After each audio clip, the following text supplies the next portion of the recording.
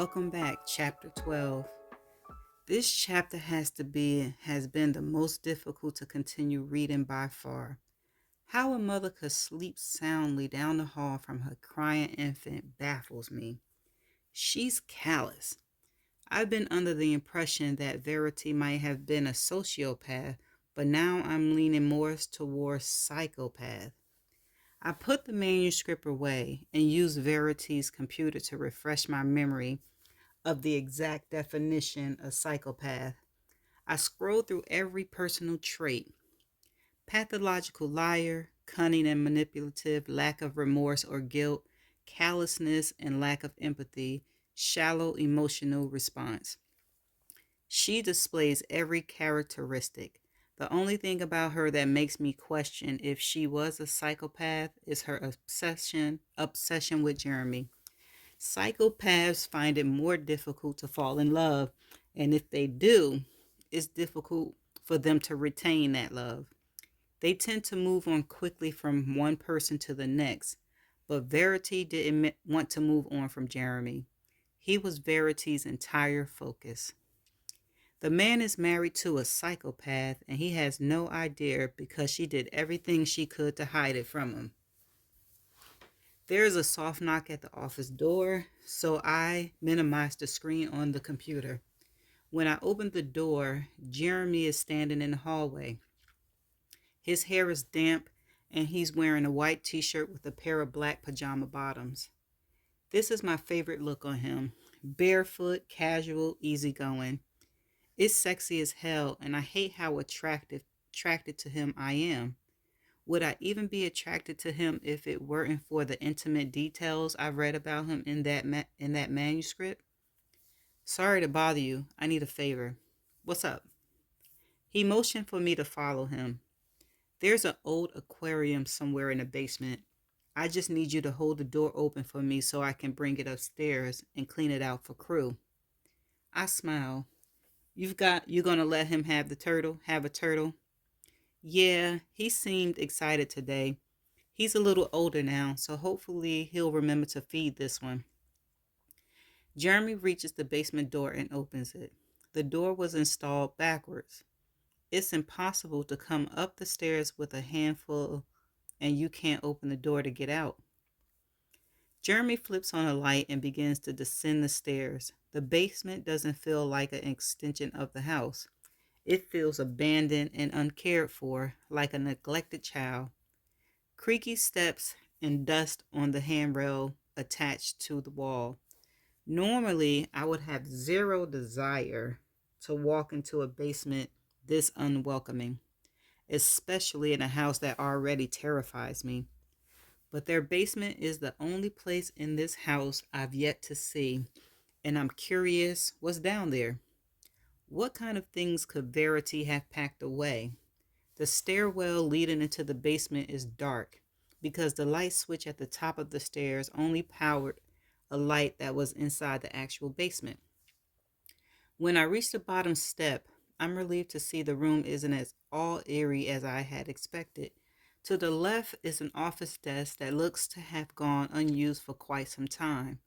There are stacks of files and papers all over the desk, but it looks more like a corner used for storage than a place where a person could actually sit and get work done. To the right are boxes of things accumulated over the years they've been together, some with lids, some without. There are baby video monitors sticking out of one of the boxes, and I cringe, thinking about the chapter I just read and how Verity admitted to unplugging it she during the day so she couldn't hear them cry. Jeremy is sorting through a collection of things behind and in between the boxes. Did you used to work down here? I asked him. Yeah, I own a realty firm and brought a lot of work home most days, so this was my office. He lifts a sheet and tosses it aside, revealing an aquarium that covered in a layer of dust. Bingo! He begins to rummage through the contents inside the aquarium to ensure he has all the pieces. I'm still thinking about the career he casually mentioned giving up. You owned your own firm? He lifts the aquarium and walks it to the desk on the other side of the room. I make room by pushing papers and files out of the way so he can set it down. Yep, started the same year Verity started writing books. Did you love it? He nods. I did. It was a lot of work, but I was good at it. He plugs the lid to the aquarium into the outlet, checking to see if the attached lights still work. When Verity first book released, we both thought it was more of a hobby than an actual career. When she sold it, we still didn't take it very seriously. But then word started to get out and more copies of her books were selling. After a couple of years, her checks started to make mine look cute. He laughs, as if a fond memory, as if it's a fond memory and not one that bothers him at all. By the time she got pregnant with Crew, we both knew I was only working for the sake of working, not because my income had a real impact on our lifestyle. It was the only choice, really, for me to quit since the job required so much of my time. He unplugs the light to the aquarium, and when he does, there's a popping sound behind us, followed by the escape of the only light we had in the basement. It's pitch black now. I know he's right in front of me, but I can no longer see him. My pulse quickens, and then I feel his hand on my arm. Here, he says, bringing my hand to his shoulders. Must have flipped a breaker, walk behind me. And when we make it to the top of the stairs, just slip around me and open the door. I feel his shoulder muscles contract as he lifts the aquarium. I keep my hand on his shoulder, following closely behind him as he makes his way towards the stairs. He takes each step slowly, probably for my benefit. When he stops, he moves so that his back is against the wall. I slip around him and feel around for the doorknob. I pull the door open and a flood of light pours in. Jeremy walks out first, and as soon as he's out of my way, I pull the door shut quickly, causing it to slam. He laughs when I release a shaky breath. Not a fan of basements, huh? I shake my hand. Not a fan of dark basements. Jeremy walks the aquarium to the kitchen table and looks at it. That's a lot of dust. He picks it up again. Do you mind if I wash it in the master shower? It'll be easier than trying to do it in the sink. I shake my head. Not at all. Jeremy carries the aquarium to the master shower. Part of me wants to follow him and help, but I don't. I go back to the office and do my best to focus on the series I'm supposed to be working on. Thoughts of Verity continues to distract me like they do every time I finish a chapter of her autobiography. Yet, I can't stop reading it. It's like a train wreck, and Jeremy doesn't even realize he was mangled in the wreckage. I choose to work on the series rather than read more of the manuscript, but I've gotten very little done by the time Jeremy finishes up in the master bath. I decide to call it a night and head back to the bedroom. After I wash my face and brush my teeth, I stare at the handful of shirt I brought with me that are hanging in the closet. I have no desire to wear any of them, so I begin to rummage through Jeremy's shirts. The shirt he lent me smelled like him the entire day I wore it. I thumb through them until I find a t-shirt of his that's soft enough to sleep in. In small print over the left breast, it read, Crawford Realty. I pull the shirt over my head and then walk over to the bed. Before climbing into it, I focus on the bite marks on the headboard. I walk closer to them, running my thumb over them. I look down the length of the headboard and notice there is more than one imprint of teeth.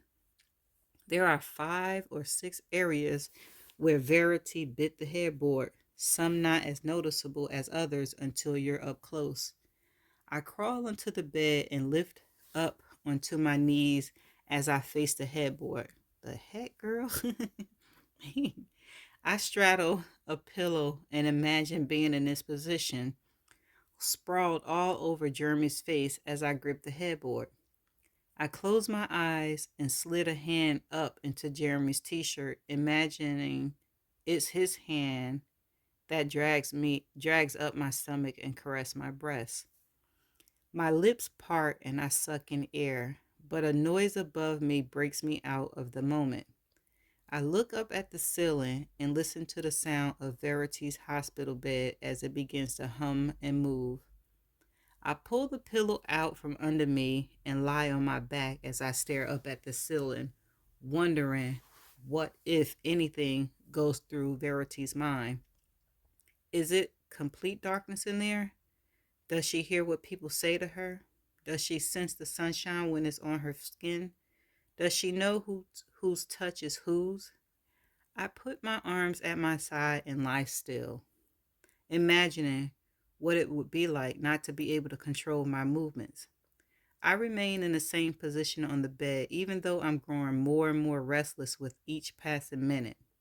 I need to scratch my nose, and it makes me wonder if that bothers Verity, not being able to lift a hand to scratch an itch, or if her condition even allows her to feel an itch. I close my eyes, and all I can think about is that Verity possibly deserved the darkness, the stillness, the quiet. Yet for a psychopath, she certainly has so many still wrapped around her immobile finger. That's the end of chapter 12. Stay tuned for the next chapter.